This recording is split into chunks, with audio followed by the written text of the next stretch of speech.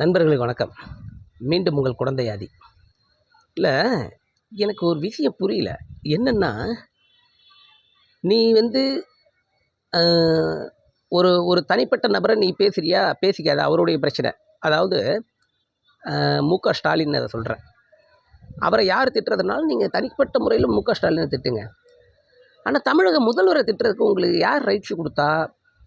இது ஏன் இன்னும் இந்த கவர்மெண்ட்டு செம்னின்னு வேடிக்கை பார்க்குறதுன்னு தெரில. இந்த ஆதவர்ஜினா முட்டாள் முதல்வர்ன்றாரு. இது இந்த திமுக காரங்களாம் என்ன பண்ணுறாங்கன்னு தெரிய மாட்டேங்குது.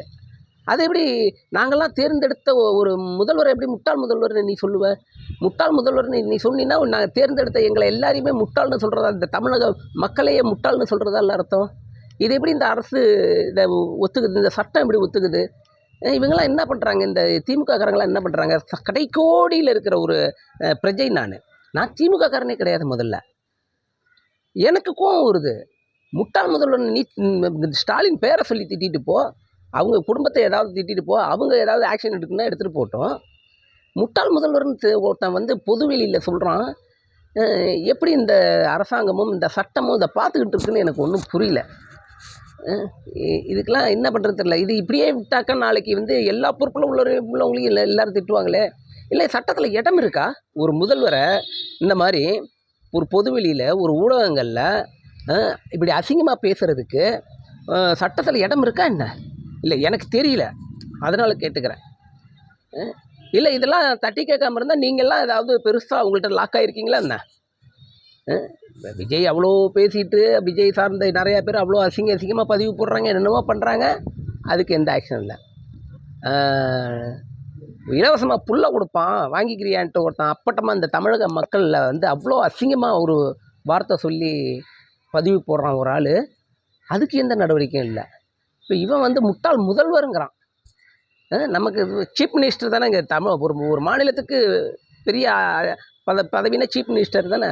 சீஃப் மினிஸ்டரையே இப்படி பேசுகிறான். இதுக்கு எந்த நடவடிக்கையும் இல்லைன்னாக்கா நாங்களாம் எப்படி இந்த அரசாங்கத்தையும் இந்த சட்டத்தையும் நம்புறதுன்னு எங்களுக்கு தெரியல. இன்னொரு வாட்டி சொல்கிறேன், நான் திமுக காரன் கிடையாது.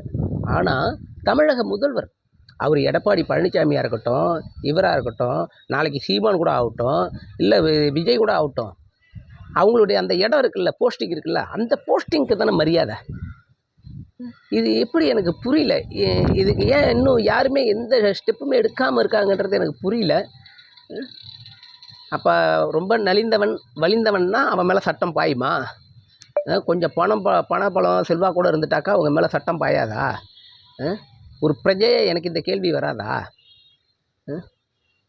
என்ன எங்கே போயிட்டுருக்குன்னு தெரில நாடு. இப்படியே போணுச்சுன்னாக்கா ஒன்றும் பண்ண முடியாது. ஏன்னா சில நேரங்களில் சில பேருடைய இந்த மக்களுடைய திருத்தணும்னா அதுக்கு சில சட்டங்கள் போட்டு அவங்கள பயமுறுத்தணும். அப்போ தான் குடிச்சிட்டு வண்டி ஓட்டினீங்கன்னா 10,000 ஃபைனுங்கிறதுனால தான் குடிச்சிட்டு வண்டி ஓட்ட பயப்படுறாங்க, யோசிக்கிறாங்க. ஒவ்வொரு விஷயத்துக்கும் அப்படி தான். இவன் சரியாக நடக்கணுன்னாலே அவனை ஒழுங்குபடுத்த வேண்டியது இருக்குது, சரிப்படுத்த வேண்டியது இருக்குது. ஏன்னா நம்மளாம் ஒரு காலகட்டங்களில் கண்டுக்காமல் விட்டதுனால தான் இங்கே மிகப்பெரிய தற்கொலை கூட்டம் உருவாகி நிற்கிது. இதே மாதிரி விட்டால் நாடு நாசமாக போயிடும். நான் கடைநிலை நான் ஒரு பிரஜையாக இருக்கிறதுனால என்னால் இந்த மாதிரி சொல்ல தான் முடியுது.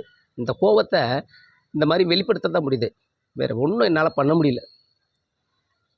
என்ன பண்ணுறது?